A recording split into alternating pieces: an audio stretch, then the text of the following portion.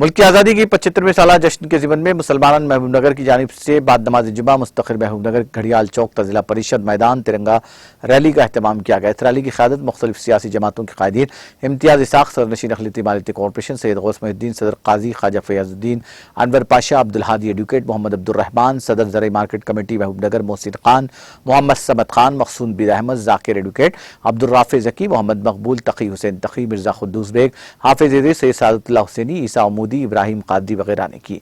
हजारों की तादाद मुस्लिम नौजवान बुजुर्ग और समाजी कायदीन ने शिरकत की। इस रैली में भारत जिंदाबाद और मुस्लिम मुजाहिदीन आज़ादी के नाम के फलक शिगाफ नारे लगाए गए। जुलूस में साइकिल मोटर पर सवार नौजवानों की कसीर तादाद मौजूद थी।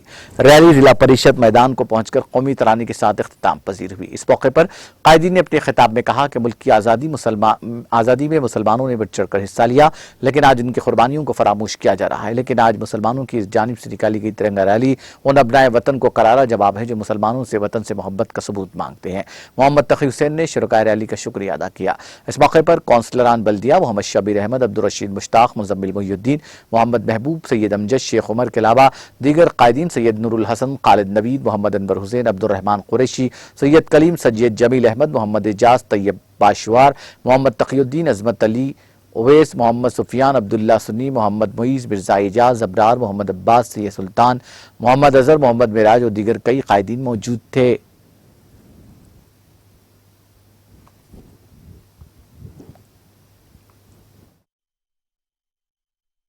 क्या बोल रहे थे?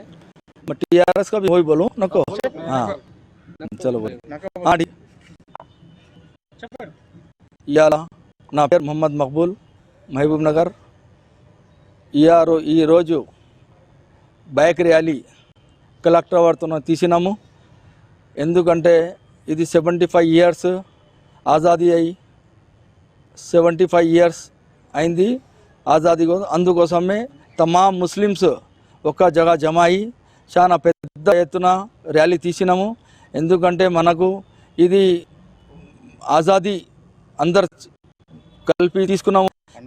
మా పండుగ వాతావరణం నడుస్తుంది ఇక్కడ। ఎందుకంటే అందరి కష్టం చేస్తేనే బలిదానం ఇస్తేనే ఇది ఆజాద్ అయింది। ఎందుకంటే మా ముస్లిం మతాల కూడా చాలా లక్షల మంది అప్పుడు బలిదానం ఇచ్చి దానికి